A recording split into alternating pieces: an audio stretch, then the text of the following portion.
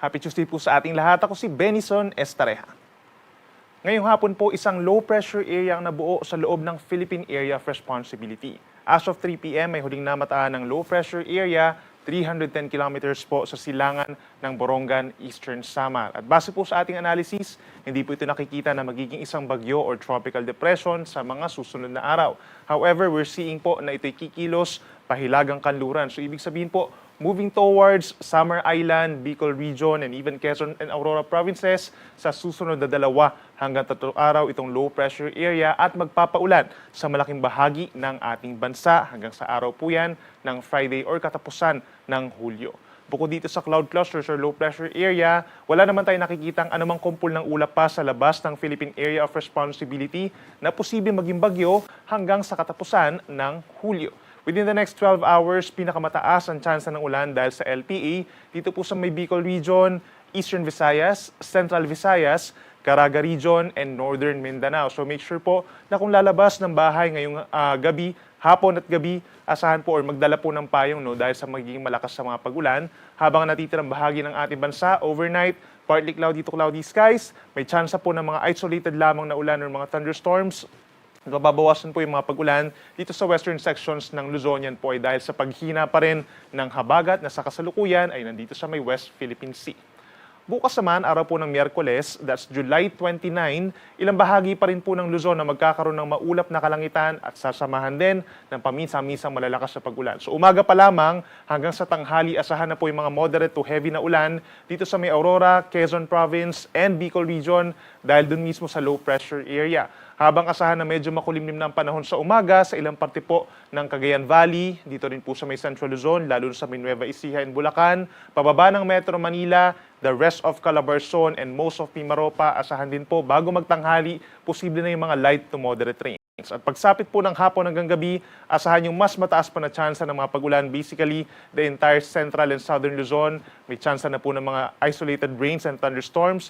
Habang dito naman sa may norte, asahan din ang pinakamataas na tsansa ng ulan dito sa may La Union, Benguet at ilang babahagi po ng Cagayan Valley.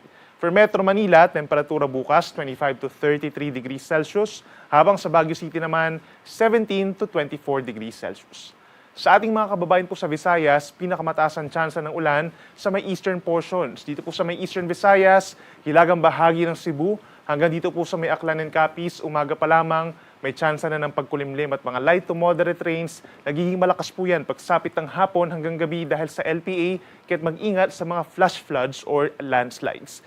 Dito naman sa natitirang bahagi ng Visayas, plus malaking bahagi ng Palawan, partly cloudy skies, umaga hanggang early afternoon, then sasamahan pa rin yan ng mga pagkulimlim at mga pag-ulan na hindi naman tuloy-tuloy pagsapit po ng hapon hanggang gabi.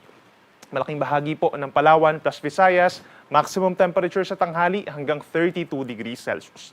At sa ating mga kababayan po sa Mindanao, by tomorrow, pinakamataas ang tsansa ng ulan dun sa may northernmost parts, dito sa may Dinagat Islands and Surigao del Norte dahil din po yan sa low pressure area, habang may mga ilang lugar din po na posibleng ulanin sa umaga po hanggang tanghali dito sa may northern Mindanao and the rest of Caraga Region. Pagsapit po ng hapon hanggang gabi, partly cloudy to cloudy skies din sa malaking bahagi po ng Mindanao at may tsansa pa ng mga pulupulong pag-ulan or pagkidlat pagkulog na wala namang kinalaman directly dun sa low pressure area.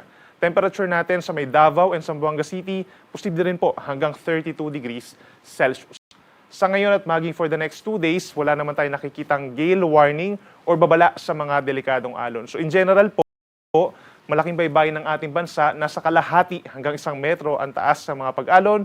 Subalit kapag nagkakaroon po tayo ng mga thunderstorms o yung malalakas na hangin na nagdudulot ng matataas na alon, posible yung hanggang 2 metro dito po sa mga baybayin ng Samar, Bicol Region at sa mga baybayin din po ng Quezon and Aurora. At yan po ay posibleng umabot ng 2 meters delikado sa mga small sea vessels natin. At para pa sa lagay ng panahon natin hanggang sa katapusan po ng Hulyo, hanggang sa unang araw po ng Agosto, we're expecting pa rin na magkukos ng pag-ulan itong low pressure area. So pinakamaapektuhan nga po pagsapit ng hanggang Thursday and Friday, itong mga nasa Southern Luzon dahil sa unti-unting paglapit ng LPA.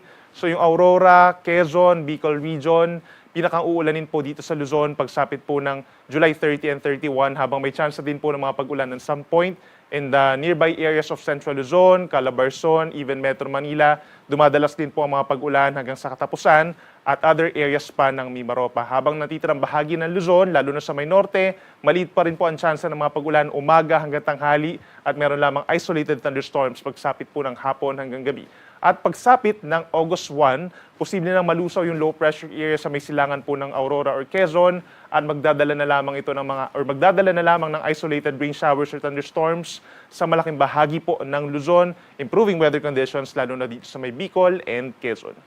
Sa ating mga kababayan po sa Visayas, pagsapit po ng Thursday, magkakaroon pa rin ng mataas na tsansa ng ulan ng Eastern Visayas, gayon din ang ilang bahagi po ng Central Visayas at Northern Panay Island.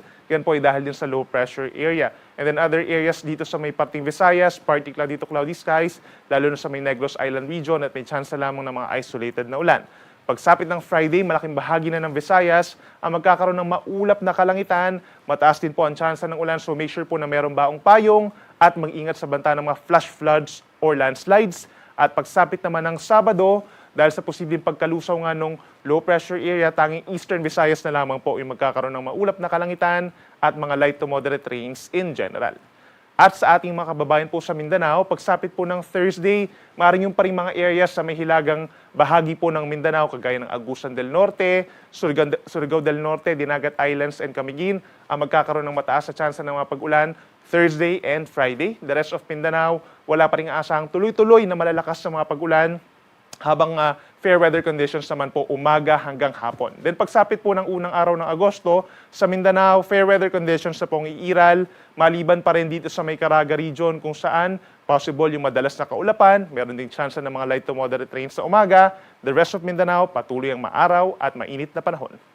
Ang ating sunset, 6:27 ng gabi mamaya at ang sunrise bukas, 5:38 ng umaga. Yan muna ang latest mula dito sa Weather Forecasting Center ng Pag-asa. Ako po si Benison Estareja. Mag-ingat po tayo.